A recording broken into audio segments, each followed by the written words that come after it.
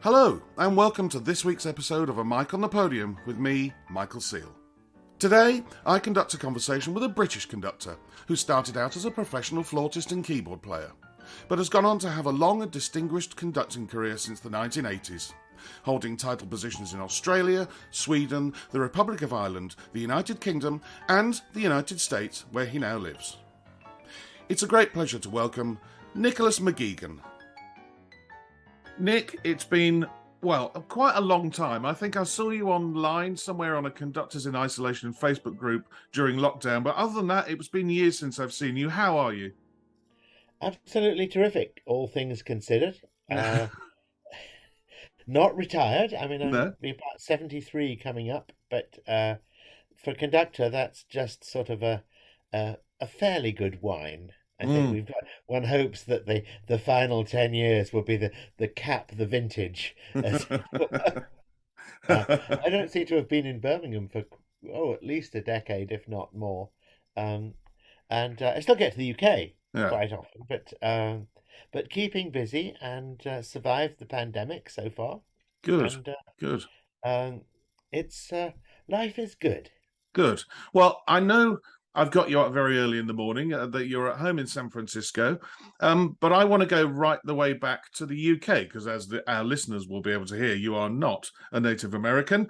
Um, how did music first come into your life? Parents musical, and I know, for instance, if you know, with the ever useful Wikipedia, that you're listed as a flutist, a harpsichordist, conductor, and educator. I think. What came first, the flute or the keyboard? Actually, the keyboard, because you cannot learn the flute as a child until your hands are big enough to play it. Yes. And sensible parents do not teach their children the piccolo. No, definitely not. I mean, there are certain instruments that parents are very brave at teaching their children. The ones where you don't so much learn the instrument as tame it. Hmm. I'm thinking of the oboe. Yes, yeah. The great thing about a flute is that the worse you are, the less noise it makes. That's So, true as well. Yeah. musical parents know.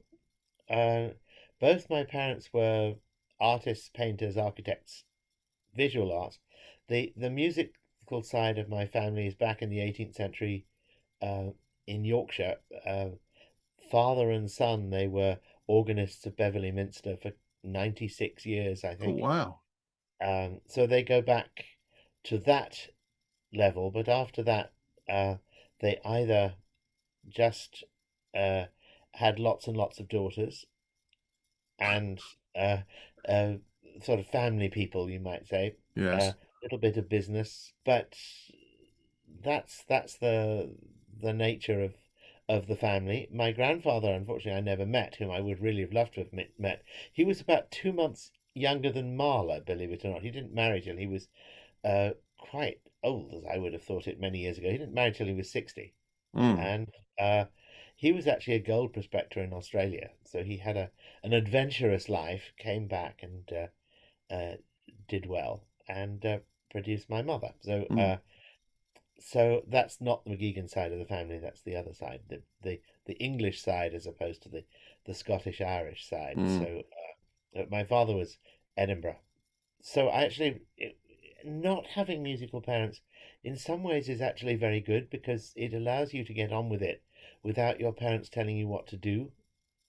Which certainly, when I tried to draw a circle, my mother would say, "Oh, it doesn't go like that," and she'd just draw a perfect circle freehand, uh, which I think was rather depressing. Yeah, yeah. I So that made it much easier. I could just, and also being an only child, at least I became an only child. I had a brother who died, unfortunately, uh, meant that the solitary parts of wanting to become a musician, such as practicing the piano, weren't so hard. mm. Mm. Um, because you didn't have a younger brother or an older one telling you, let's go outside and play football. Mm. Uh, Mm. so um, I was able in my, 8, 9, 10, that kind of area to practice. Uh, I hope it did me some good. The main thing actually was when I went to school. I had the good fortune to have an extremely good music program at the school I was at, and a very good flute teacher. It was an American. guy actually, who only passed away about 3 years ago. He was Wow, still teaching till he was almost 95, wow, man, and that's good going. that's good going. So I really was very lucky in my music education. Mm. Funny enough, I went to Nottingham High School, and almost 10 years ahead of me was Christopher Hogwood. Although, of course, when he was 16 and I was a mere seven, I did not exist. Yeah. I was in the junior school. He left Yeah. then and went down south. But so I was born between Cambridge and London in a place called Sawbridgeworth, which is now famous, I think, because it's where David Beckham lives in what I believe is called Beckenham Palace.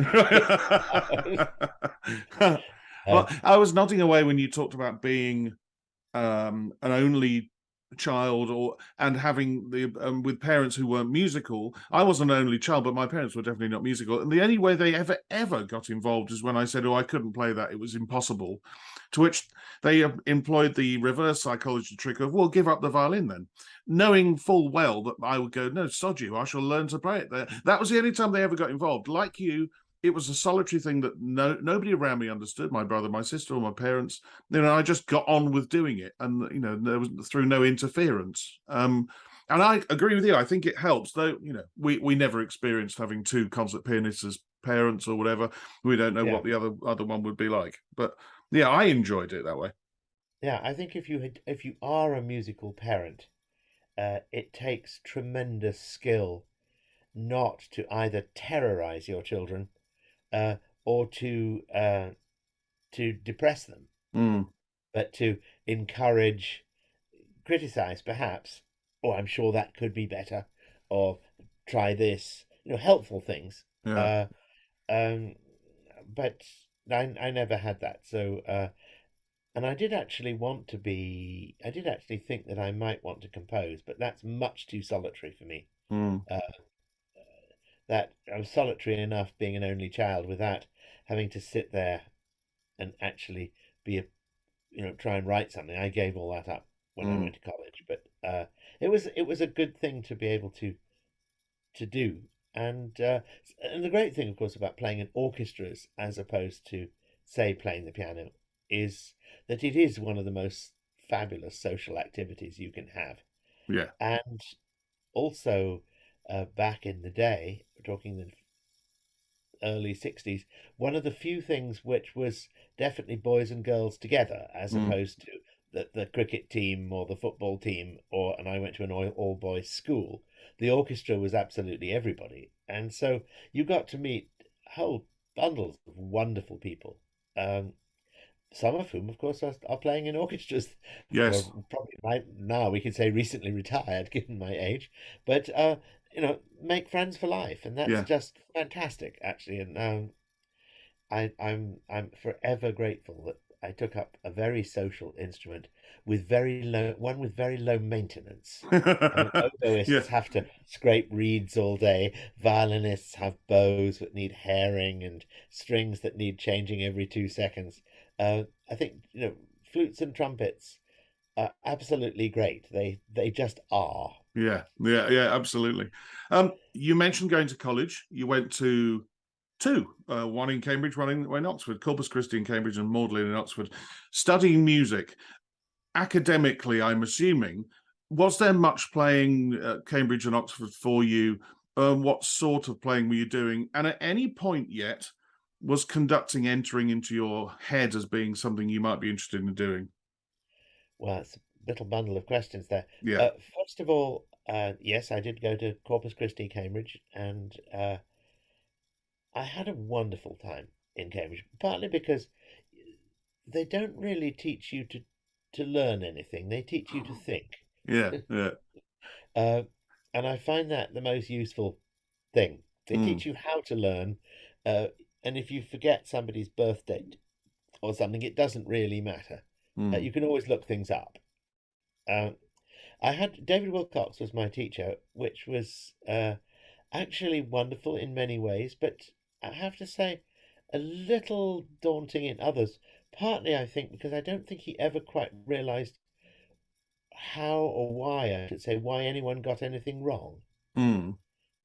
Um, I think a fallible teacher is more useful than an infallible one, Yes, yeah. because they do have an understanding of how you made that mistake, Mm.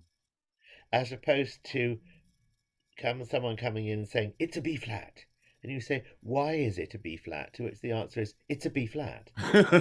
Yeah, yeah, yeah. Um, Having said that, he was the most marvelous man and a wonderful musician, of course, with a great sense of humor. He was one of the people who taught me that. Well, little quote actually completely off from another era, but about Mendelssohn conducting Elijah in, I think it was in, must have been in Birmingham, when Mm. he said that with the orchestra he laughed them into perfection, That's very which, good. which That is is what very good.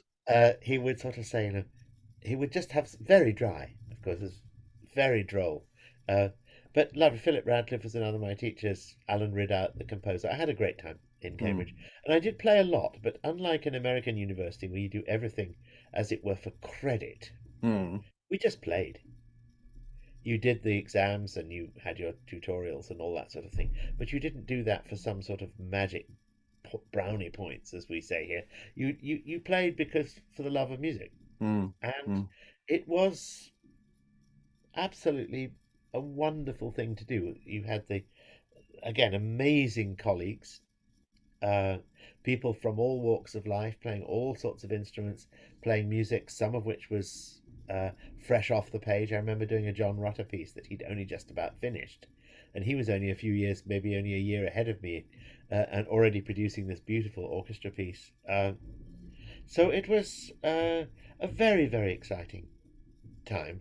I remember also we would do uh, concerts with guests, uh, and I remember when Benjamin Britten came to conduct the Dream of Gerontius, which was his preparation for the recording that he then went on to make with the London Symphony Orchestra. And I Mm. got to play first flute in that, so I was right in front of him, and it was absolutely, you know, a dream you can imagine, because Britain died in 76, so it Mm. feels like another era, which of course it was. But he was a wonderful conductor, very quiet, very soft spoken. He got what he wanted in the nicest way. And I remember there was a wonderful bit when the Dream of Gerontius begins with just the violas. That's right, yeah. And so these violas did this bit, and he said, "Oh no, no, no, no, no, no, no! That fingering's much too easy." And then he said, "Can anyone lend me a viola?" Because like six people are all trying to lend them a viola, and he said, "Now why don't you finger it like this?" And it's much harder, but it'll give us a much better effect. And of course, now with cell phones, we'd all be doing it. You know, Yeah, yeah. taking it's all gone. Nobody did anything. No one could record it. But it was the most wonderful, magical moment, quite literally, Mm. of uh, of uh, of a genius at work, and I've never forgotten it. It was wonderful. The year before, actually, we played the sea interludes with Wilcox conducting, but with uh, Britton and Piers in the audience in their little balcony at Snape. So that was actually the year before Snape burnt down, and then the following year we did Gerontius after it had been rebuilt. Mm. So I reckon that was a pretty magical musical experiences, shall I say?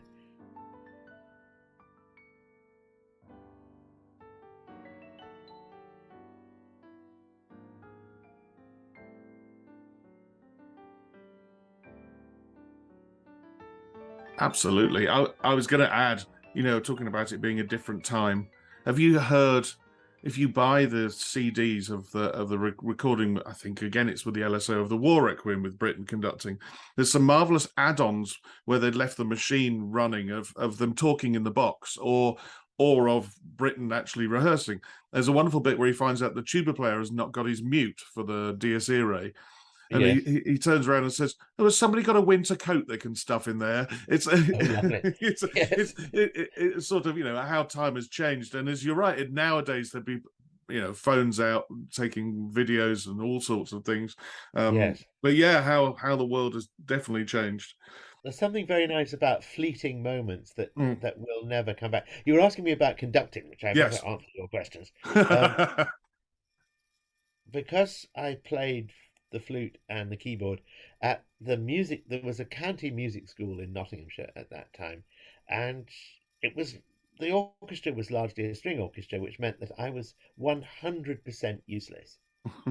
And so the group of string players sort of said, "Well, you better do something. Why don't you come along and conduct a little bit because we need some help Mm, putting." The piece they were actually doing was Strauss's Metamorphosen, believe it or not. First piece I ever conducted. Uh, wow. uh, and first and last time I've ever conducted it, I have to say. Though I'd love to do it again, but it's and so my job was to try and be useful. Mm, I think something I hope I've is something I've taken away from that. I've certainly tried always to, shall we say, be a signatory to the, what shall I say, the conductor's Hippocratic oath, which is mm, do no harm. mm. Yeah. Do no harm and don't get in the way. Yes, don't get in the way. Don't tell people what they already know, Yeah, yeah, yeah. and don't preach. But Mm, so I went to Cambridge and I conducted already my second year.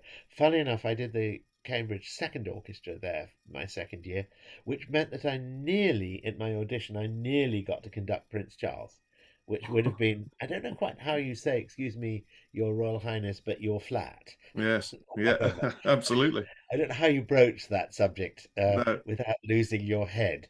But I didn't in the end. I did get to meet him several times, but I didn't actually have to conduct him. Well, Uh, given the date we're recording this on, you should have said King Charles the Third, of yes, course. I should. You see, Yeah. yeah, but It takes me a little. it's gonna take us all a long time Yes, to I still change can't that. quite believe that King Charles only has two legs. Very good. Uh, It uh, hasn't quite dawned on me no, yet. no. It will. Uh, so I got to work. I was at the same college, but 2 or 3 years younger than Mark Elder. Mm, He was just leaving as I was arriving. Uh, but we did all work on one piece, which was wonderful, which was The Rake's Progress. mm, Uh, I actually was chorus master. Mark Elder played the harpsichord. Anthony Beaumont, scholar and conductor, great expert now on Busoni, conducted. And Philip Langridge sang Tom Rakewill, mm. and so on. Sarah Wow, Walker was Barber the Turk. I mean, that was pretty darn good. That was the that end of my is, second yeah, year. that's I mean, that's. astonishing. I mean, aside from the chorus master, that was an all-star cast, uh, and it was tremendous. Yeah, Uh, so it was. That was my, as it were, sort of the musical equivalent of my footlights experience. yeah. And the third year, I I did both the Cambridge Chamber Orchestra and the Cambridge First Orchestra, working with David Wilcox. I had a blast actually. Uh, and the great thing is that one could also invite soloists down. I remember doing the Ravel G major piano concerto with Vlado Palmiter, who was a wonderful pianist. And he showed me his music, which was entirely covered in notes from Ravel. Yeah. Wow, You got that's it from the horse's mouth, as yeah, it were. history. Yeah, Yeah, indeed. and of course there were lots of wonderful singers at King's, many of whom have gone on to glittering careers. Uh, and so I really enjoyed that. The Cambridge music course was very academic in those days. We had to write five-part Palestrina and all that sort of stuff. It wasn't. We had a lot of composition, which stood me in good stead because I'd done that, but Mm. not. We didn't have to play anything. That was all for fun, and so I had a really good time, and it does seem an awful long time ago, and that's where I started to do early music a little bit because That one yeah, of that was the going to be my next question. yeah Was that where your interest was peaked in early music? yeah And I hate the phrase. I don't know whether you like it. Historically informed performance practices. yes, I'm Yeah, still trying to work out what that means. yeah, yeah, But it's better than authentic, I suppose. yeah, yeah. Uh, yes, the second year at university is when they had, in my day at least, a what shall I say, a course on acoustics, Yeah. which I was really bad at. I have to say, because it involved maths and that sort of thing. But what was good is it was about how instruments actually make the sound they do, and Mm. how and why, what makes a good concert hall, which in those days not too many people could answer the questions. It hadn't Yeah. been really well, basically expensive wood and not too big is the answer. Um, and The person who taught that was called Nicholas Shackleton, who was actually an expert on the prehistoric climate. But he did this as a labour of love, I suppose. And he also played historical clarinets and collected 18th century wind instruments. And he said, well, I've got lots of flutes here. Why don't you borrow one? And I did. And went to the library and took out an 18th century treatise, as Yeah. one could, take out the Yeah. original, and you know, look at the fingering chart. So I was every day I was slightly more historically informed than I was the day before. Um, and then at a certain point he said, "Oh, my tenant's coming home next week. You might like to meet him." And that was Chris Hogwood. Ah, I wondered where the link was. Yeah. Uh, and then he said, "Well, once you've read a few more chapters of the fingering chart, let's play some simple sonatas and things," which I did, and I had a great time.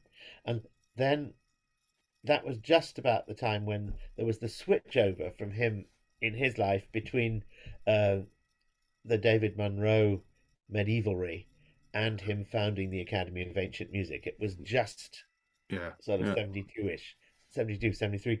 So I played actually in the very first recording of the Academy of Ancient Music, which was Thomas Arne symphonies. I play a few little dribbly slow movements, but uh, and just at that time, Trevor Pinnock and John Elliott and people were getting going. Mm. Uh, so it was a perfect alignment of planets, you might wish to say, uh, in the sense that I was getting interested in early music just at the time that it was becoming something that one could do. The record companies, Decca and so on, were interested in sponsoring it.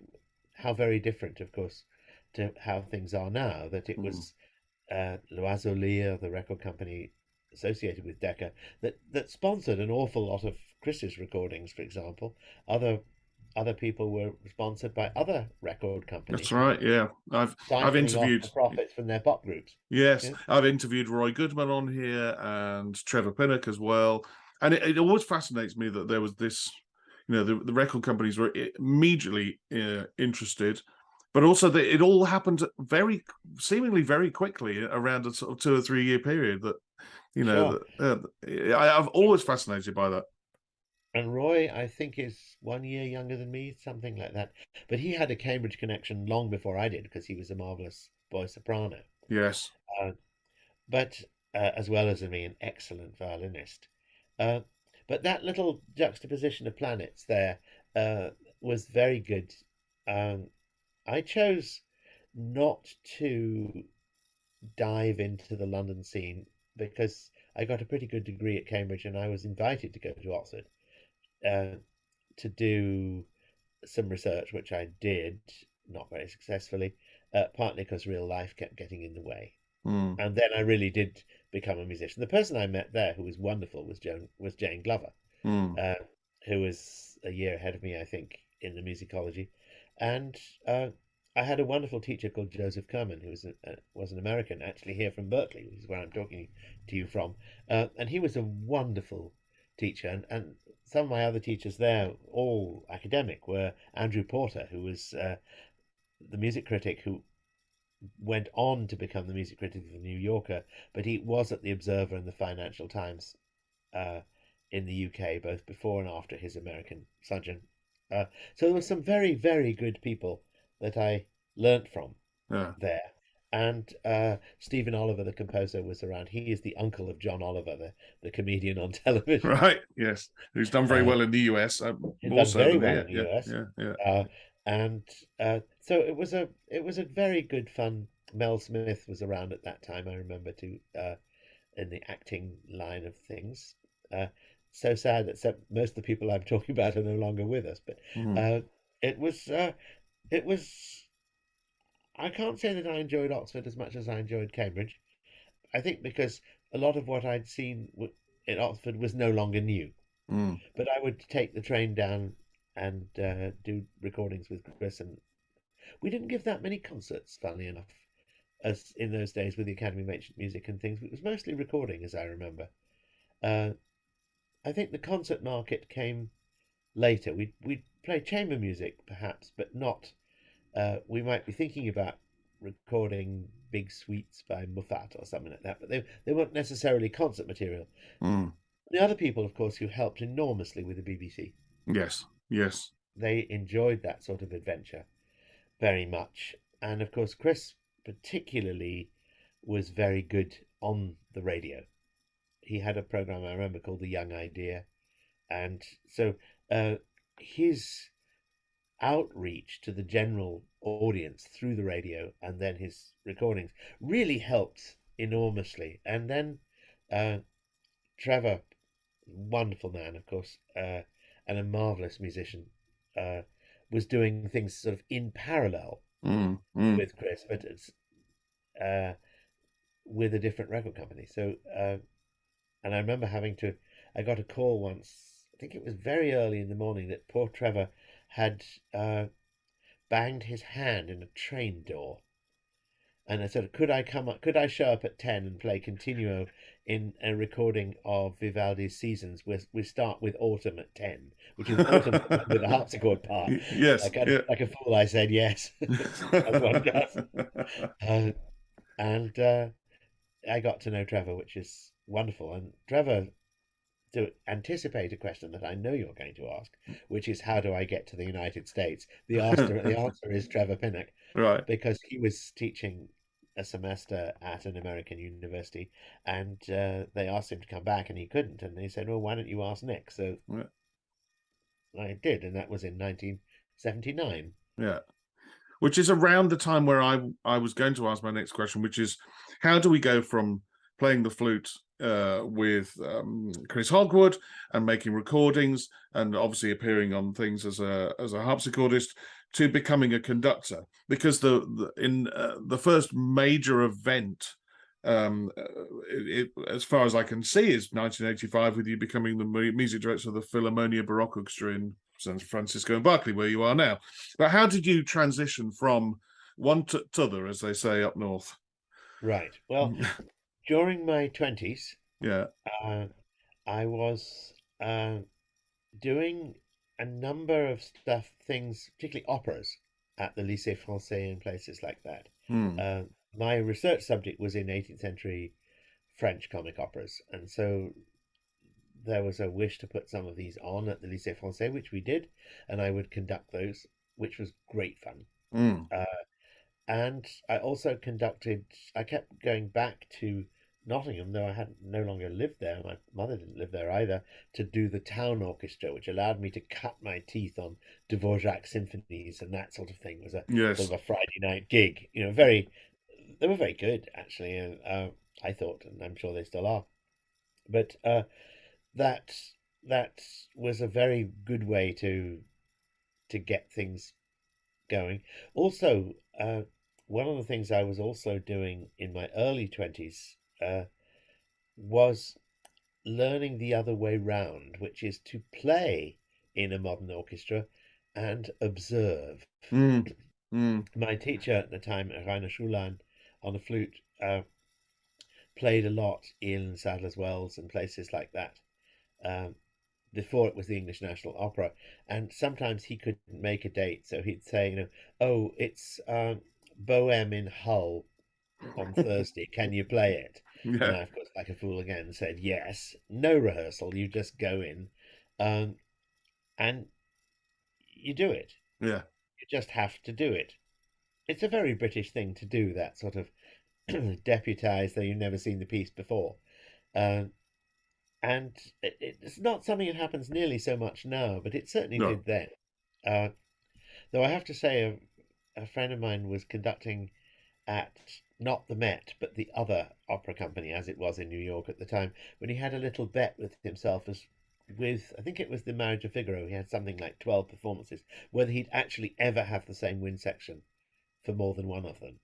And the Hmm. answer was no. No, no, of course not. No, You absolutely. just came in and do it. Yeah. So, that kind of thing has more or less died out, I hope. But it was a life of great adventure, and I should cap that by saying that one of the bits of life which was incredibly exciting was that when one was playing for John Elliott or Roger, Jane Glover, all these people, uh, very often the repertoire we were playing was stuff that none of us had played on original instruments before. Mm, Perhaps had not been played on original instruments in the UK at least.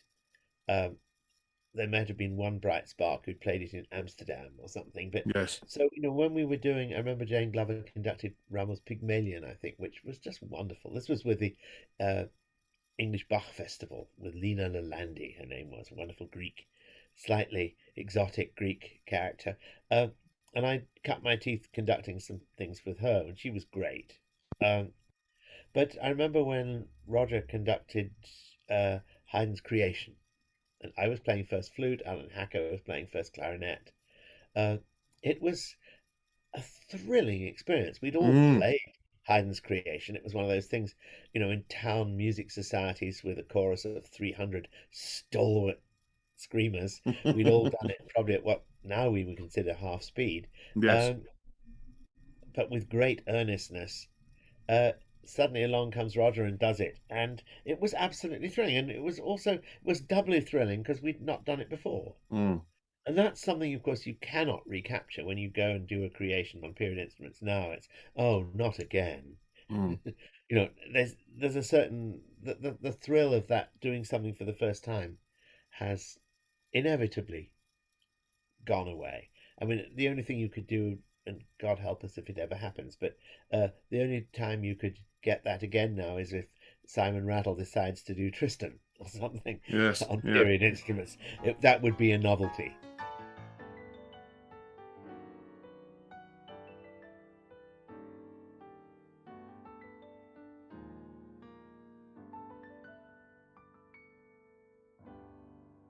I was going to say it's only going forward like Francois Xavier Roth has done the Rite of Spring on instruments from 1913 and things like that. Yes, There are subtle differences, but you can only really go forward to a certain point, and then the cutoff is where we already are. yes. But I yeah, remember Mahler 4, which was, I think Hugh Maguire conducted it. It was in the Barbican. Uh, and I don't remember much about the performance, except I enjoyed it very much. But what I really liked is that they sat like Mahler's orchestra, with yes, yeah. 16 double basses all along the back row, Mm. sort of like bouncers at a really expensive club. They made sure that no one could escape. I like And that image. and it was a fantastic sound. Mm, I think it's a mistake to think that period instruments or whatever is just about the sound they make. mm, It's how many they are, where they sit, uh, and certainly when you're in the orchestra, you're suddenly.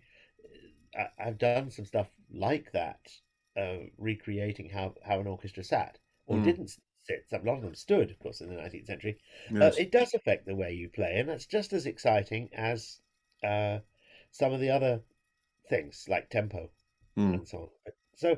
So I felt the 70s was not the greatest era in the history of the UK. Uh, Thinking back to coal strikes and all kinds of the era of Jim Callahan and all mm. that sort of thing. Politically, it was a bit drab after the 60s. Uh, but then musically, for this particular thing, uh, it felt good to be alive, to misquote Wordsworth. Yeah. And of course, I was in my 20s and it was great. Mm, We mm. felt as if we were really doing something new and interesting and wonderful. And to some extent, we were. Yeah. Yeah. Uh, I think, on the other hand, it was quite good to get out of it, which I did uh, in the 80s. Yeah. So, uh, but that's how I started to do conducting by playing, observing, and doing the odd thing, and occasionally being somebody's deputy, Yes. which was nice. I was assistant to several people, which is a great way to learn things, of course. Mm. Uh, I was still teaching at Cambridge at the time and at the Royal College, which was great fun. I was I ran they had a little Baroque orchestra at the Royal College. Catherine McIntosh was the leader. I would come along and do the odd thing. And that was also very exciting because the Royal College under Wilcox and the Guildhall as well really took on the conservatory side of the period instrument movement really very early on. And I'm thinking back to the wonderful Francis Baines, who was a marvelously eccentric uh, double bass player, uh, who was there as well. But that was also fantastic. The college adopted it early on, and so did the Guildhall. Mm, mm. And every conservatoire now will have its own Baroque department, a collection of instruments. I know in Birmingham they've got a collection of instruments, Yeah, even fantastic. old Yeah, Baroque bows, Dodd bows, and back yeah, that time, and yeah, that's exactly as it should be. I mean, that's all yeah. thanks to the movement in the 70s. I think the thing that I remember, which was not good, was kind of setting up a rivalry, a competition between, as it were, normal orchestra players, normal training, and this sort of exotica, as we would think of it, the period instruments. And I hope that we period guys weren't too hoity-toity. Uh, but No, I mean, certainly we had to take a bit from the other end about oh you're only playing that thing because you can't do the real thing kind of yes, yeah. stuff. There was a certain amount of that sort of boring stuff, and the battle orchestra concerts were called battles of the bands and stuff. It was a very much of its period, and it's gone now because it seems to me that the good part of all this is that it is one of the very few things that I think you could say is a win-win situation. In other words, that I think I can honestly say that in the 70s, we early musicians were a little bit obsessed about style and a little bit obsessed about, doing the B minor mass as it would have been done on a wet Tuesday in 1732. Sorry, 1733. As opposed as opposed to a modern orchestra whose idea of style was pretty much like supermarket gloves. I mean, one style fits all, one Yes. size fits all, and you played Mozart in the same way as you played Tchaikovsky. Mm. But what's happened is that the the the modern orchestras have become very stylish without losing anything else, and the Baroque orchestra people have become much more interested in the content of the music making rather than the what you might call the minutiae Mm. of making sure that everybody's in exactly the right place, playing in exactly the right, as if somehow an original performance can be fixed. Because we know if Bach did it on Tuesday, it was probably different on Wednesday. Yeah, absolutely. Yeah. Well, he's a musician, Uh, for God's sake. I it's a mean, that, musician, it's a yeah, performance art. yeah, So, yeah, so I think it is a win-win situation, and I think yeah. that's a very good thing, and also that barrier has broken down between uh, because so many of the orchestral members of a modern orchestra have studied at the Academy, the Birmingham Conservatoire, where they have all these period instruments. They've had a go.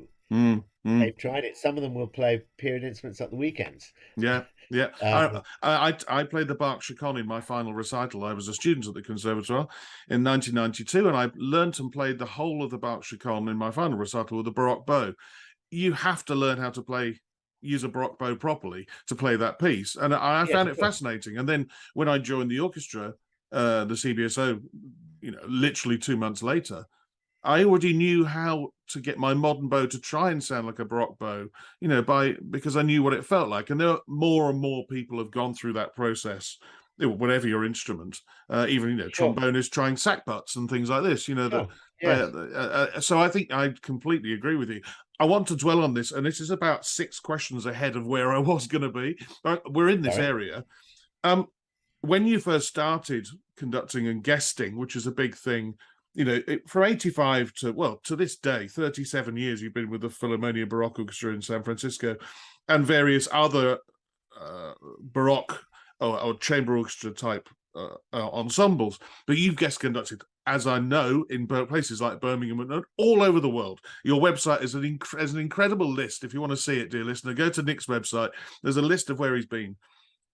In the 80s, did you ever encounter much resistance to seating, or to, trying to play with less or no vibrato, or to phrase with a bow as opposed to, the old school of doing it, compared to now? Was there much more resistance? Was it something that you had to work harder at initially in rehearsals?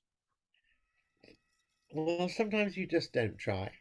And you can Yeah. tell, uh, first of Funny, all, Roger Norrington said exactly the same thing. uh, first of all, uh, if you're a conductor in your late 20s and in your 30s, you tell musicians who are in their 50s and 60s and 70s,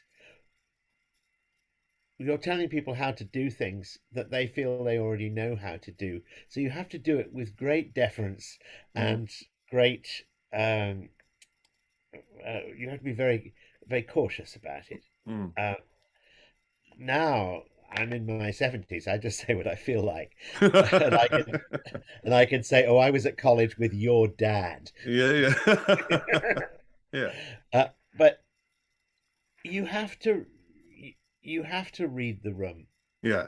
Uh, if you come in, this is a don't get me wrong when I say this, but if you go into an orchestra and you look at the concertmaster, the principal second, and the principal viola and the principal cello, let's say in a symphony or an American symphony orchestra in the early 80s, and you see that every single one of them has a Russian name, Yes.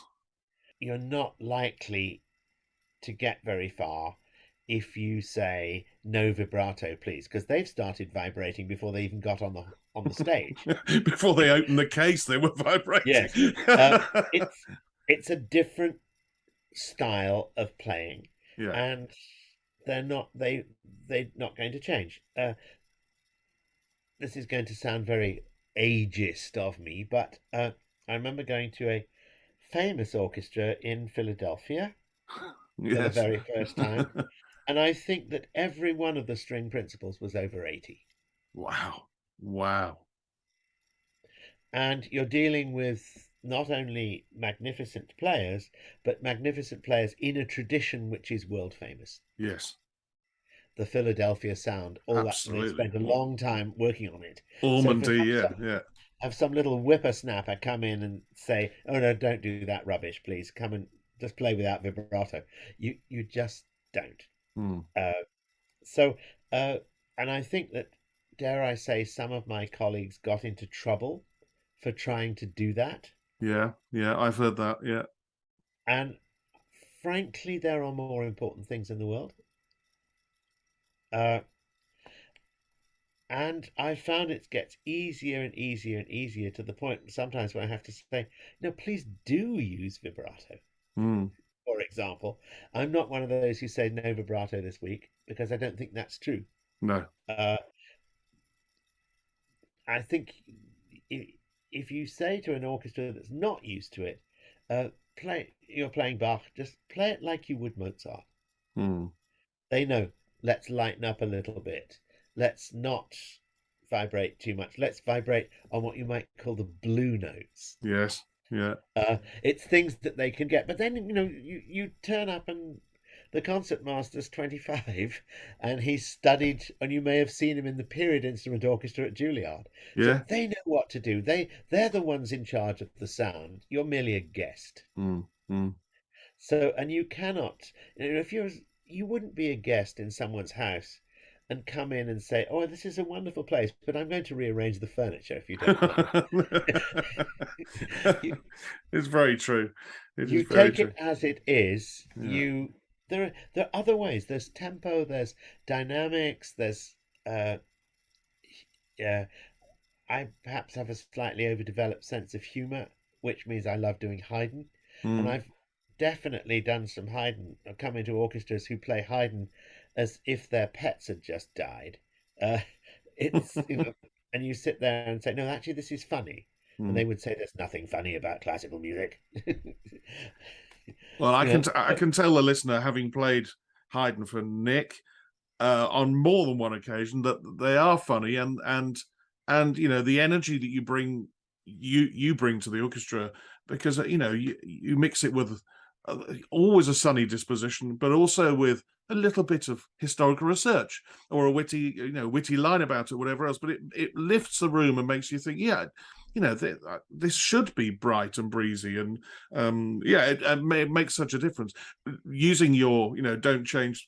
The analogy I always use about conducting, especially when you guest, and this is something we all have to do, is the analogy is my cake analogy, where you walk in and the orchestra is a cake, and the best conductors are the ones who look at the cake and go, "Oh, nice cake."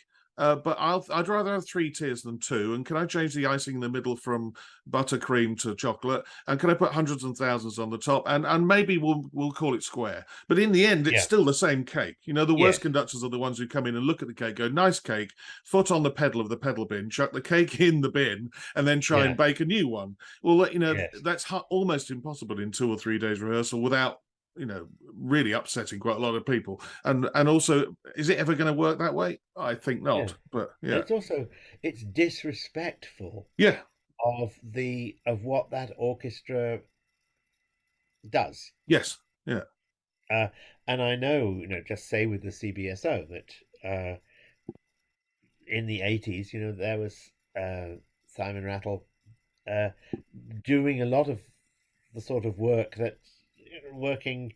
I remember he didn't like anyone to use any vibrato in Beethoven. I seem to remember. pretty Uh, much. Yeah, that's true. yes, which is perhaps historically accurate. We never know. I mean, that's all based on a letter from Salieri. But there are more important things. Yeah, yeah, There really are. Just simple things like playing off the string in 16th notes, yeah. as opposed to that thing which certain more Eastern European orchestras have, the bow and the string have a private contract that they simply never leave each other. Yeah, and I always used to call it 1950s Baroque style, where everything was sort of played at the tip, martelé. This sort of Oh yip God, yip yes, yip sound. Which yeah, was, well, that's how they used to play. Bach and things like that in the 50s, because they could, because it was all so slow. That's possibly why. But yeah, yes, that sound, yeah, it's a horrible thing. yeah. No, it's funny how but that's a more general change of style.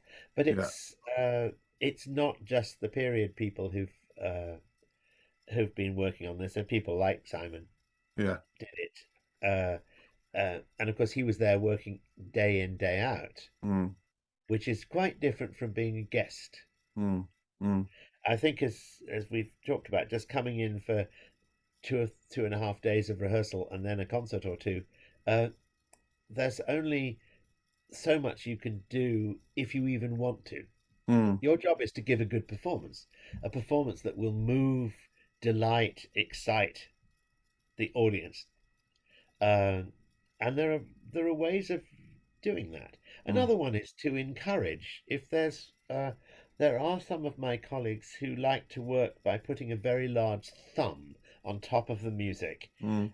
so that they get what they want by suppressing and depressing.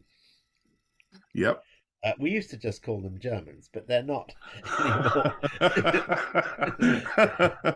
The old East German maestro syndrome. Yes. Yeah. Uh, and as opposed to, come on, guys, gals, let's have some fun with this. And Yeah. you generally get better results if you are trying to get to encourage rather than uh, freeze out any contribution from the musicians themselves. You Mm. can always say that was great, but that's maybe a little bit too much for the clarinet player or Yeah. something. But that's you balancing between two different phrases by two different musicians. That's a different thing. But you are to some extent a stage director in that sense. Uh, It's definitely something I remember you doing. If somebody played something phrased it in a different way or did it in slightly different, if you liked it, you'd stop us and tell us. Oh, I love sure. that. Please keep that Yeah. in. Yeah. And it's something I made the transition out and onto the podium. But I thought, well, yeah, never suppress people's Yes. spontaneity, and if you like it, praise them and ask them to do it again. Yes. And it's important. And it's been my experience. Sometimes I have to say I bring up Germans, but the German orchestras, that the general idea was to play everything completely blandly. Mm. so that the conductor could put their stamp on it. And that's something that in the 70s with the period instrument stuff, we simply refused to do. Yeah. We went from being an orchestra to being a band Mm. and a jazz band more Yeah. than a and if Chris or someone didn't like something, they could say it, but we came up with something Yeah. always Mm. for a conductor to comment upon rather than for us simply to be a blank canvas. Yeah. Yeah. Uh, and I think that's also one of the back several points ago, uh, another win-win situation that has changed for the better all round. Yeah. Uh, Absolutely agree. and I can remember, well, some of it still goes on, but not much these days. Orchestras where, shall we say, the principal flute and the principal oboe hated each other, and they Mm. hadn't. I know that in Chicago, the principal flute and the principal oboe hadn't spoken for 20 years. That's right. Schulte got when he went there, didn't he? Didn't he get Yeah, them in the room and say, unless you sort this out, I'm leaving. I'm on the next plane yeah, out, and I'm not staying as music director.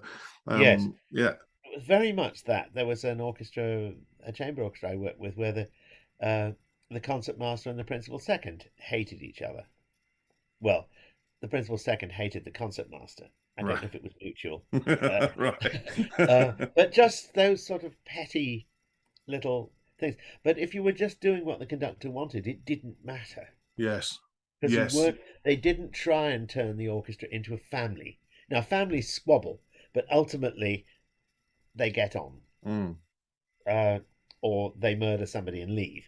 But Yeah. but they don't sort of let it fester, as it No. were. Uh, and so I think that's good. You can tell an orchestra that's a good family. Mm. Sometimes when I come in, you can say, "God, this orchestra needs a shrink. It doesn't need a rehearsal." That's very good.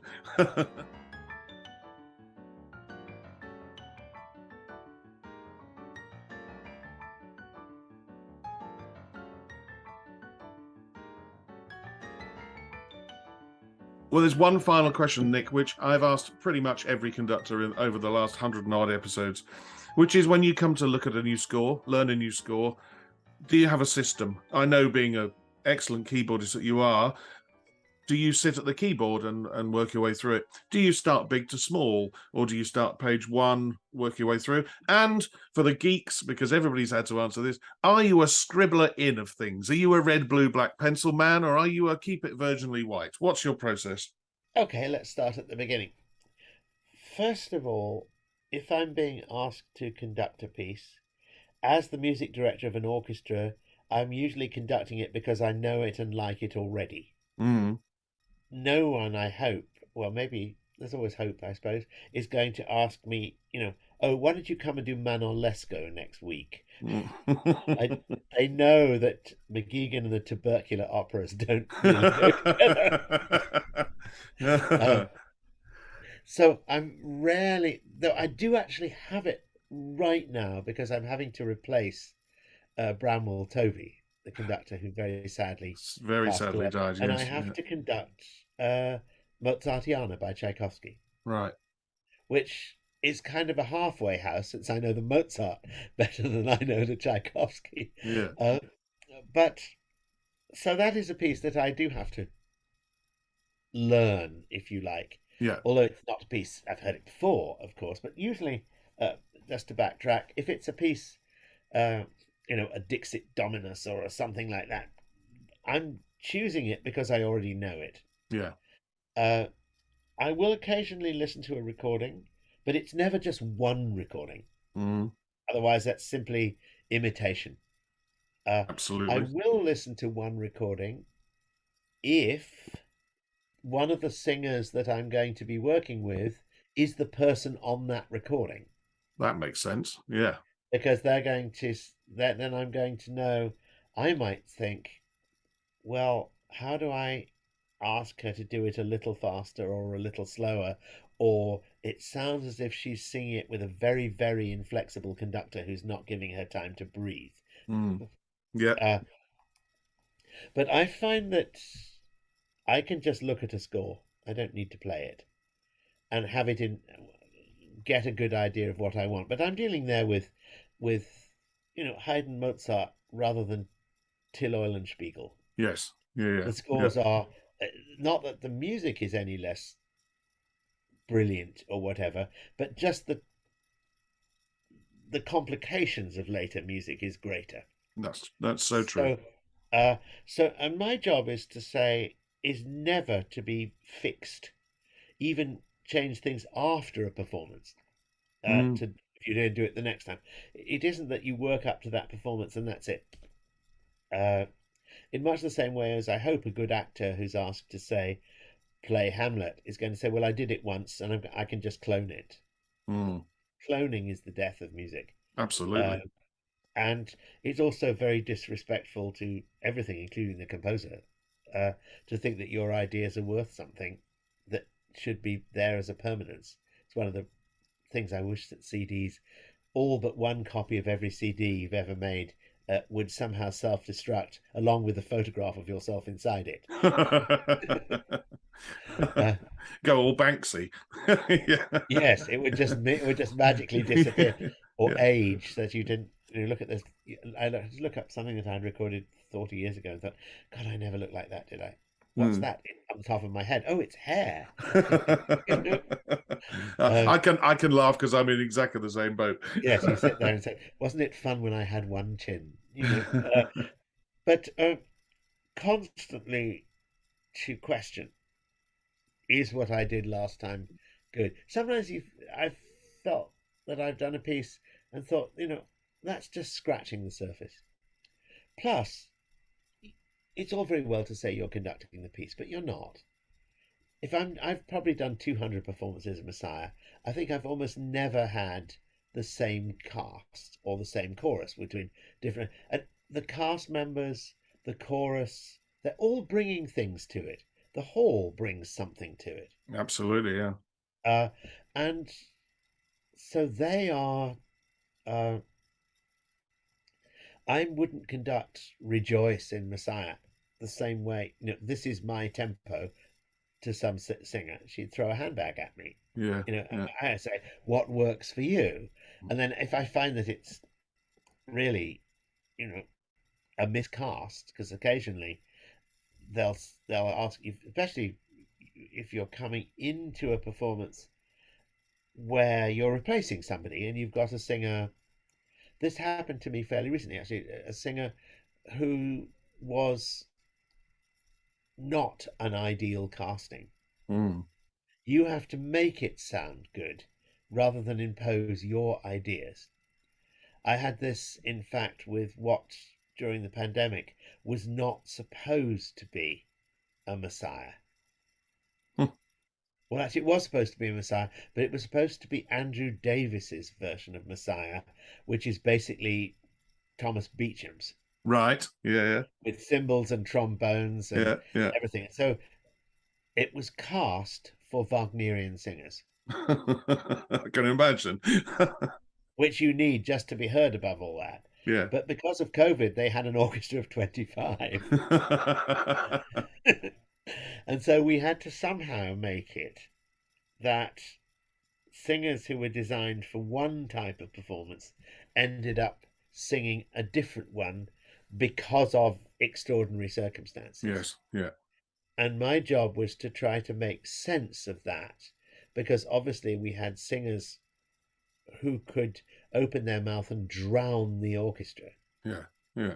So we had to sort of uh, make it. It would be like doing a film where you didn't quite have you were supposed to do Gone with the Wind, but it ended up being Meatballs. You've got slightly the wrong, slightly the not the wrong, but you didn't quite get the cast that was be your what you thought you were going to get. Uh, Yes.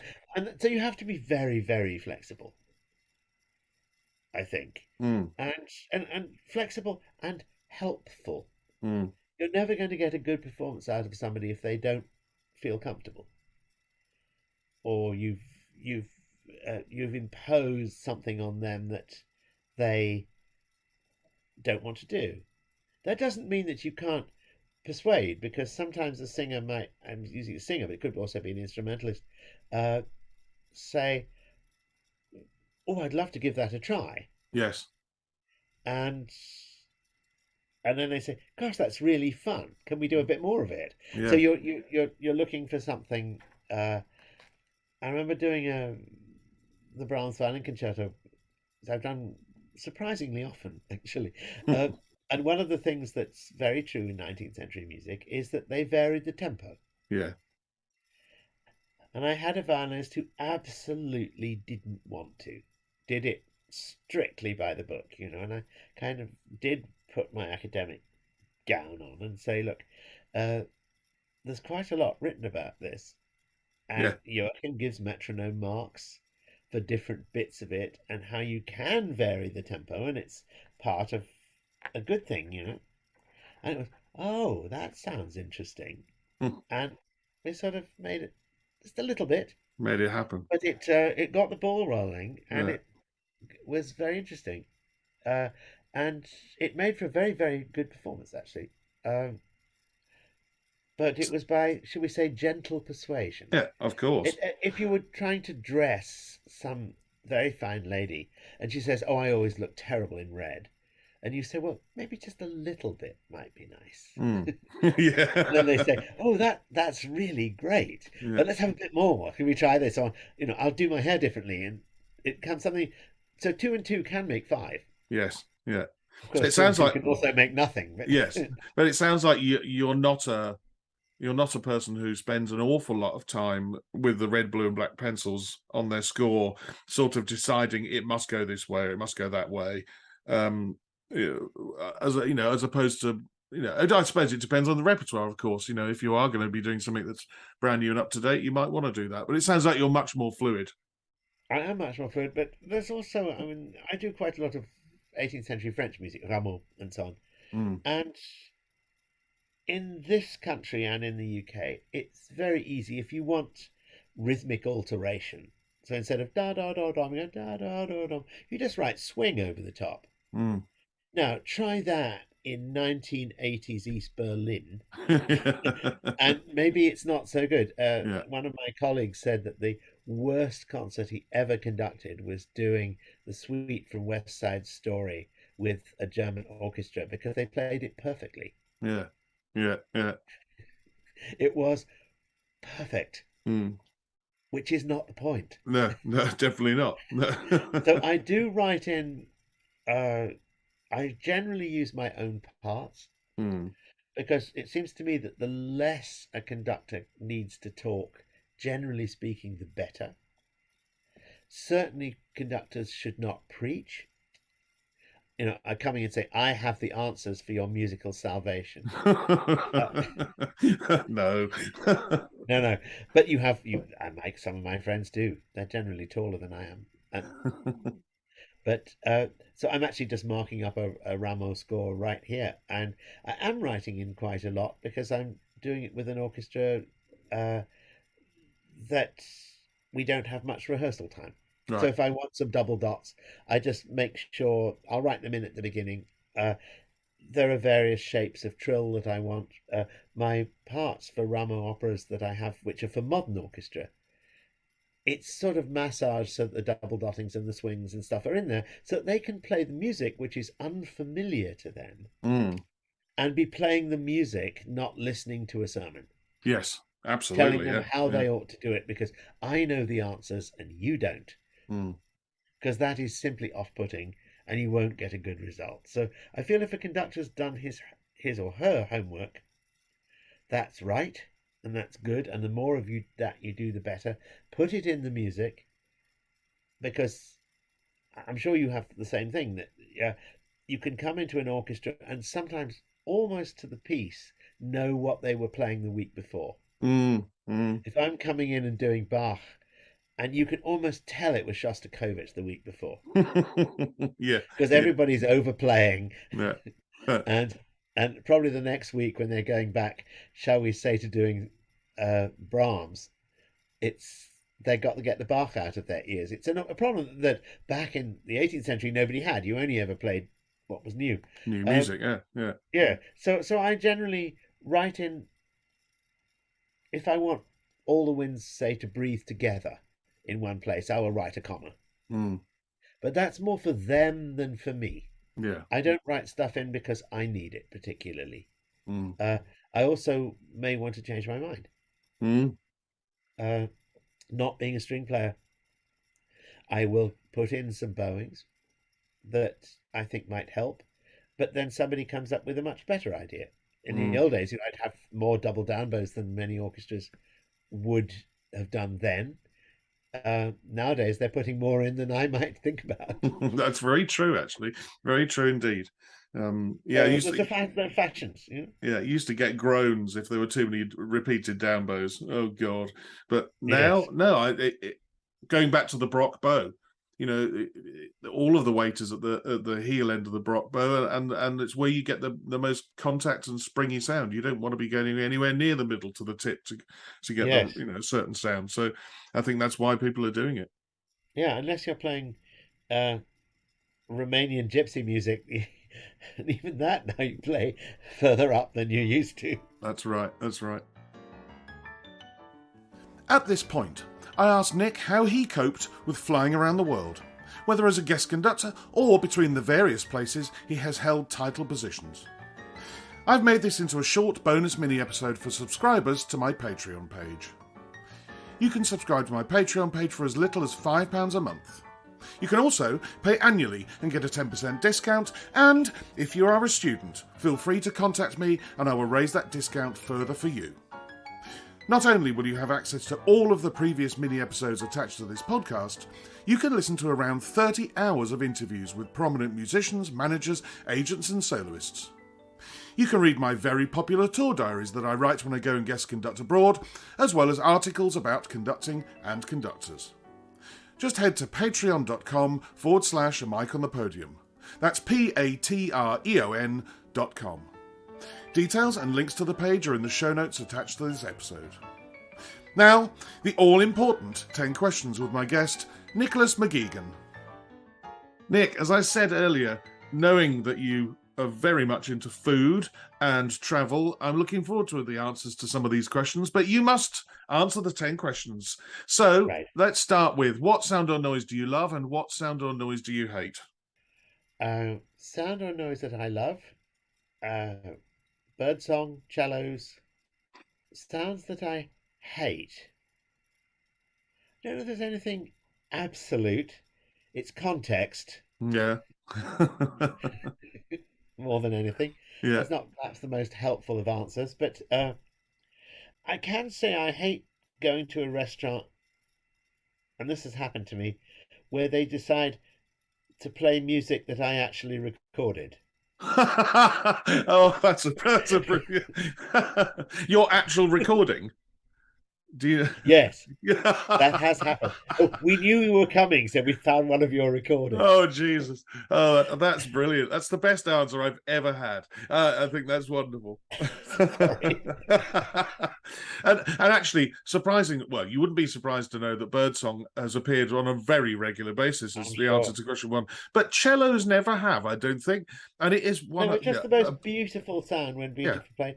The yeah. thing about the music is that when you make recordings, as you know, it takes a very long time after after you've made the recording to listen to it in any other way than for listening out for the mistakes. Yes. And so if you're sitting there having your gnocchi and somebody's playing a Corelli concerto, you can say, oh God, there's that awful F natural coming up that's flat. Mm. Yeah, yeah, yeah. Yeah, Um, and you live with them for such a long time. I made a recording with the WGR Funkhaus Orchestra in Cologne. Oh, probably now 2 years ago, which still hasn't come out. But I've yeah, been listening to all sorts of playbacks, and when it does come out, I listen to it again and do exactly that. It takes a long time for you to forget the what yes. happened in the So I sessions. generally don't listen to my own recordings for pleasure, Mm. unless the person who made the recording, let's say it's a singer, is somebody who is, or increasingly with me, was a close friend. I Mm. made a lot of recordings with Lorraine Hunt Lieberson, the mezzo, and she died in 2005 or something. Mm. So every time I hear those recordings, I'm not thinking about the music. I'm thinking about her. Oh, yeah, yeah, yeah. And as a conductor, I'm not the one making a noise Mm, in a thing like that, as opposed to a Corelli Concerto Grosso or something, which is, you know, orchestral music as such. It's not my interpretation, it's hers. mm. So it's very different, I think, from what should we say, from that slightly notorious thing when Elizabeth Schwarzkopf did her Desert Island Discs and only chose her own records. Yeah, exactly. She's choosing it because it meant different things in her life. I would do the same thing, but I'm doing it because of people that I knew, admired, loved, and there they are. And it's a happy reminder. Rather, it is as if you suddenly came across the birthday card they'd sent you. Mm, mm. That lovely, lovely answer. Number three is if you had 24 hours free, what would you spend it doing? I'm assuming we're talking a starting in the morning. Yeah, yeah, yeah. If it was free, I would go and have breakfast, which is usually a rushed thing if you're on the way to rehearsal. True. Uh, if it's a city I don't know, I would be, as the French say, a flaneur. I'd go for a nice long walk if the weather was suitable. Uh, the thing that I try to do always wherever I am is never to go anywhere that's somewhere else. I don't go to Starbucks to get my coffee. I have never actually eaten in a McDonald's. And I don't mean that snobbily. It's just, why should I do something I could do at home if I'm somewhere else? Absolutely right. Yeah. So I love it when I go to an orchestra that they often will give you a list of these are the neighboring coffee houses. If you want a good Thai restaurant, try this. And it sometimes has reviews from the orchestra members. Mm. A bit that they don't do nearly off enough is if you want to eat after the concert, what the hell is still open? Yeah, yeah, Because yeah. sometimes, particularly in the middle of the United States, you finish a concert at 10 and you felt for the last half hour that they've actually kept them up. You're right. So few orchestras do that. Going, back a question and answer. The WDR Funkhouse in Cologne do. They give you your schedule, and then there are 3 or 4 pages of suggested places to eat, get coffee. It's very, very useful. As it happens, I've been to Cologne loads of times, so I never Yeah. look at it, but I know it's there. And I the part of that that's becoming very important now is that since 2020, so many restaurants that we knew, bars that we liked, have closed, That's correct. Sadly but correct. new ones have come. So I'm hoping that orchestras will. The one I always loved was, I think it was the National Orchestra and National Arts Centre in Ottawa, had all that. And then at the bottom, it just said, for a good time, call. And of course, it was the speaking clock. Oh, very good. An orchestra with humor. I love that. Yes, it was very good fun. But obviously, you go to. I happen to, since I'm the child of people in the visual arts, I tend to go to art galleries, art museums, see that sort of thing. If I'm visiting a city that I already know, then I'm very often seeing friends Mm, whom I haven't seen for a while. mm. This right now in the post-pandemic years, I haven't been to. I was just in LA last week, uh, and there's several friends that I hadn't seen for a while Mm. because the LA Phil uh, wasn't functioning for a year or two as much as it had, and so it was great to see people again. Mm. So it's I think keep a bit of flexible time like that is very good. Number 4. Who would be a favourite conductor or conductors of yesteryear? That is a very difficult question. Favorite conductors of yesteryear. Uh, I think it would depend if I was playing for them as opposed to listening to them. I Mm. think I would have been scared shirtless, as we say, if I'd had to play in Toscanini's orchestra or Yes. Fritz Reiner or somebody. But I'm Yeah. sure it would have been incredibly thrilling. Mm. Uh, I would have loved to have worked in an orchestra conducted by Mendelssohn. I think Yes. or Haydn. Uh, there's often a question that you maybe are going to ask, but of which composers could you invite to dinner if you could? And they would definitely be two. I mean, I know I Yeah. wouldn't invite uh, Wagner. No. I think some people might bore me silly, and uh, there. But I think Mendelssohn would have been a. I'd love to have worked with a conductor like Mendelssohn doing his own music. Mm, That would have been a real thrill. Uh, I'm lucky enough in my years to have worked with a number of really great conductors, some of whom are still alive. Uh, and as I mentioned earlier, someone like Benjamin Britten, who was not known as a conductor because he had a day job, but he was he wonderful, and he had something which I emulate but don't succeed in, which is, shall we say, quiet authority. mm, mm. Yeah. It's not Well, quite in my nature to be that quiet. but yeah, I know. I'm sure I read somewhere that Britain was asked at some point to be the music director at Covent Garden because they rated his conducting so highly there. Hmm. So he was, a highly regarded conductor. Yeah. Brilliant answers with Haydn and Mendelssohn. I'm not sure either have appeared before. You did Having just said say, that, yeah, I would love to have watched Wagner rehearse, yes, because one of the things that is said is that orchestras adored him. mm, He had a very idiosyncratic view of Beethoven. Again, no two bars were in the same tempo, and I'd love to know how he made it work. But he apparently conducted his music in a way that nobody else did. A lot of it, I think, was a lot faster. mm, Uh, compared to, say, the James Levine Hippo school of Wagner, which I've never terribly cared for, mm, uh, um, and which goes with that terrible sort of bisodal acting, uh, where people clutch their stomach, turn over to the side, wait 15 seconds, and then sing mm. because they have to emote. Yes, Uh, yeah, uh, I think it was perhaps a little more natural in that. yeah. But they would have been fascinating people. Uh, Obviously, conductors like Bruno Walter clearly were wonderful. Uh, it's interesting watching videos of people like Richard Strauss conducting, who had this very minimalist approach to Mm, conducting. When everything around was going crazy, he was just doing these yeah. tiny little movements. Uh, you know, one great musicians, all of them. Mm. Well, you did just mention that you played for a few conductors who you greatly respected who are still alive, and I wonder whether they are any of your answers to question 5, which is, can you name your favorite current conductors or conductor if you want to name only one? That's very hard to say.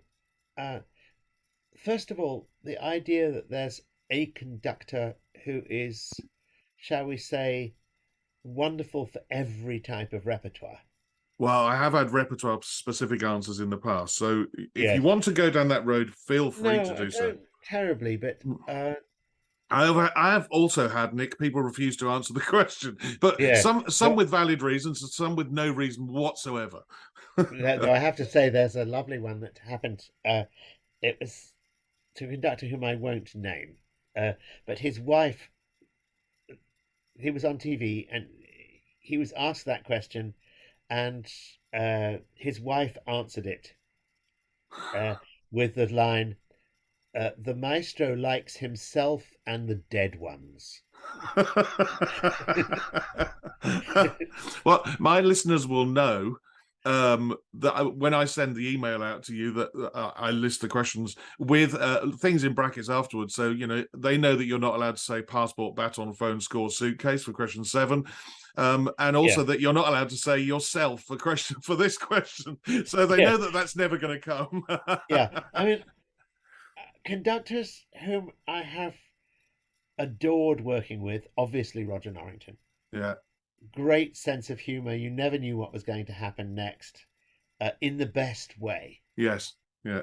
Uh, Total professionalism, got great results, and a marvelous human being. I always very much enjoyed working with John Elliott. Mm, Tough, but really a marvelous, a marvelous musician. mm, Uh, I have never, I hate to say this, but I've never actually been to a Simon Rattle concert. We've hung out, mm, uh, but he seems from the recordings to get the best out of musicians. mm.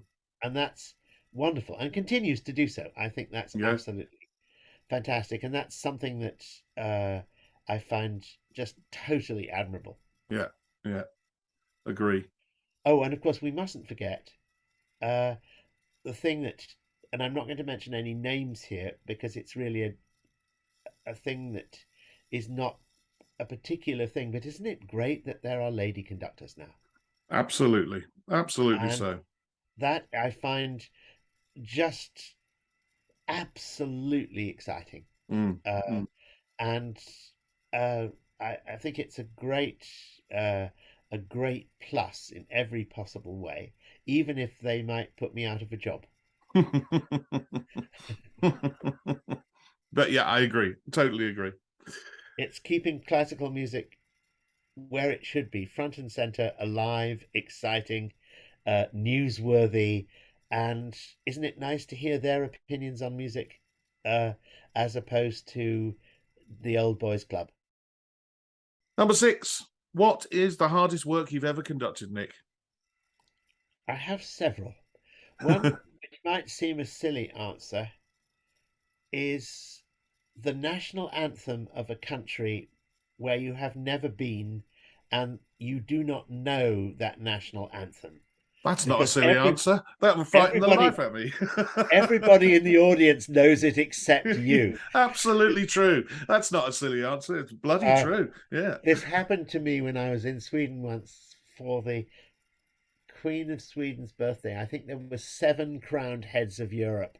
So we had to play Norway, Sweden, Denmark, Royalist Greece, etc., etc., etc., in front of the people who knew it,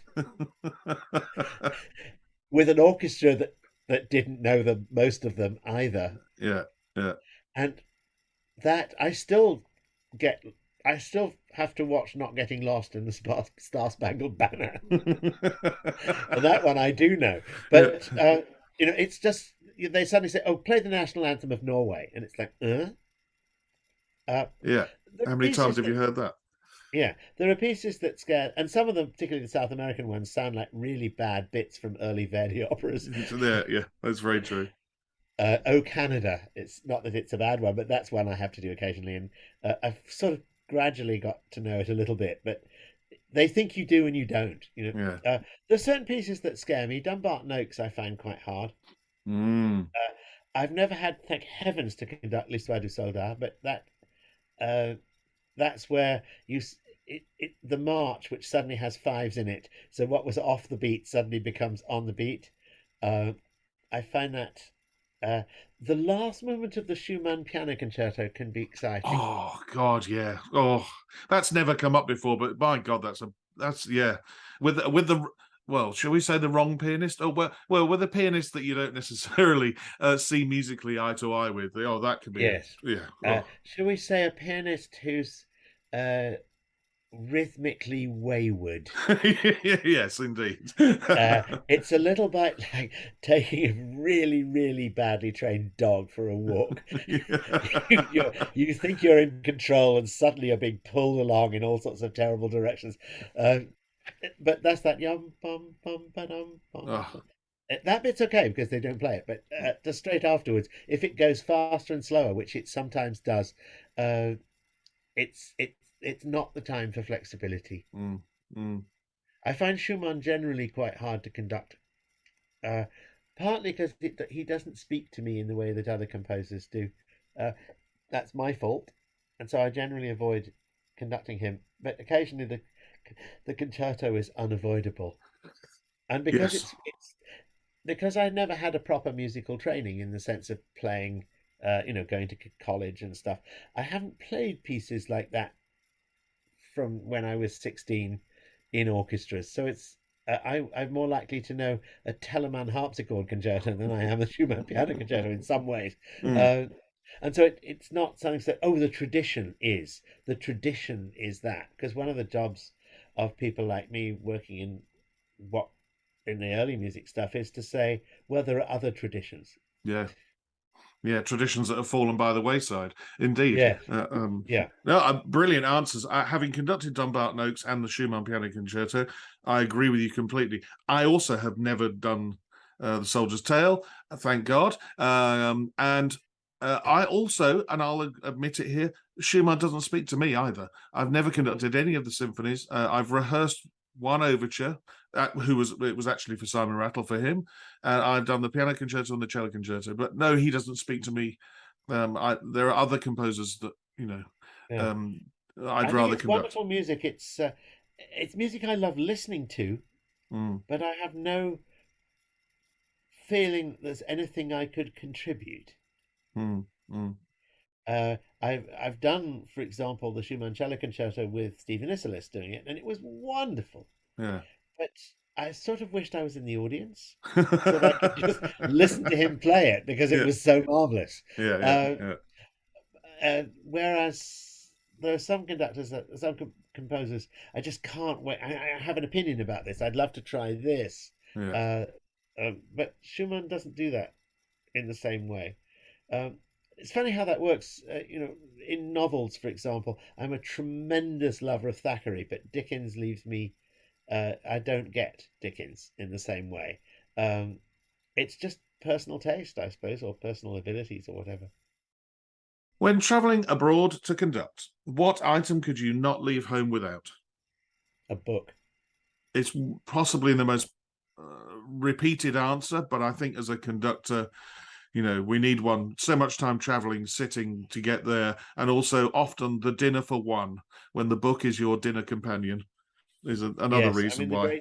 the great thing now with electronic books is, the complete works of E. E. Cummings weigh as much as the complete works of Trollope. So Yeah, you can you can have uh, uh, sometimes the book can last forever. yeah. But I definitely think that's one of the things. One thing that I did do once, which I always did have to check in my flute playing days, is that I left the end of my flute behind, the last joint. Yeah. To make sure that you've got all the bits of gear of the instrument, Mm, a mm, spare string or yeah. whatever, because you could go to a country where they're not quite so. If you make sure you've got enough gut E strings if you're a violinist and you're going to, shall we say, Bangladesh Yes. or touring India, it might not be so easy. No, it probably won't Uh, be. uh, And off the top of my head, because it's been, well, 10 years at least, you're not a baton user, are you? no, I once put one through my hand while Ah. I was talking to somebody. Uh, Surprising since I live in America, but I'm best unarmed. I'm leaving that in. Oh, brilliant. Uh, Next one. Real or fantasy? What is the one thing you would change about being a conductor? I always would like more rehearsal time. Other than at certain times with certain programs in mainland Europe, when you've got probably a day more than you used to anyway, maybe 2 days more. I think most of the rest of the time, especially in the UK, I would totally agree with you. Uh, and often, if you're giving, used to be when I used to come to the CBSO, we'd go to Cheltenham, we'd go to Nottingham, we'd do three or four. It's always like you've invested that time in rehearsal, and then you do the concert now once. Mm, And sometimes I think there's a problem after a concert. Some people self-analyze. Oh, I wish I'd done that. I wish I'd done that. Uh, Almost to a fault. Others, of course, find their amnesia spray and just simply forget that they've ever given a concert. But it would be nice to do the concert again, because very often with the orchestra, the second concert will be different. It'll be very different. yeah, They've got more used to the music. If like me, you're doing obscurities. Um, the soloist might feel more comfortable. The hall might be better. Of course, it might be worse, but you put all that time in uh, for a moonshot, mm. essentially, uh, and it would be nice to be able to do it again.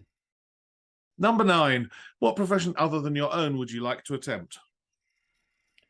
When I was about 8 or 9, I wanted to be an ice skater. Thank God that didn't go anywhere. But in my teenage years, I really wanted to be an archaeologist. Mm. I used to go on digs every summer. Loved it. I was going to go up to Cambridge to read classics, but didn't in the end. But did all the Latin and Greek and everything. I would have loved to, still would like to spend my summers with a trowel in Italy or Greece, discovering wonderful things. Brilliant answer. I've not had archaeologists before, I don't think. I've had archaeology used as a metaphor for learning a score, but never somebody actually wanting to be an I archaeologist. mean, digging up the dead. Number 10. And as I said, if you go to Nick's website and look up, I can't remember what the tab is. It's something to do with traveling and eating. Roving and recipes. That's what it is. It's fascinating. I was spent 2 hours there this morning flicking through posts and pictures, and there's all sorts of things on there. So therefore, I'm looking forward to the answer to number 10, which is, if the world were to end tonight, what would be your choice of final meal and drink?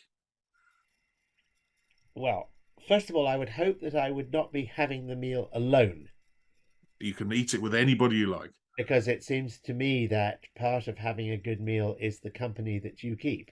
Absolutely.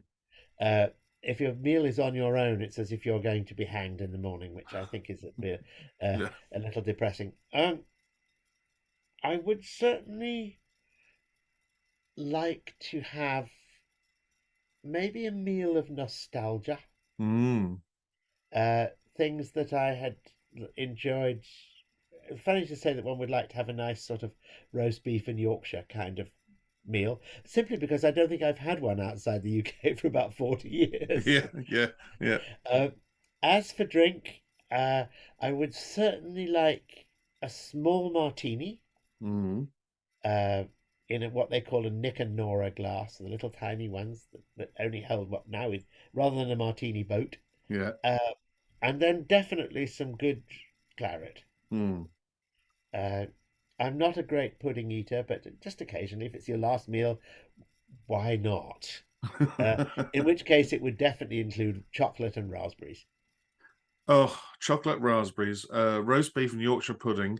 I'm assuming with gravy. You can't have it without gravy anyway. Yeah. And some good cheese afterwards. Some good cheese. Well, it's getting better by the minute.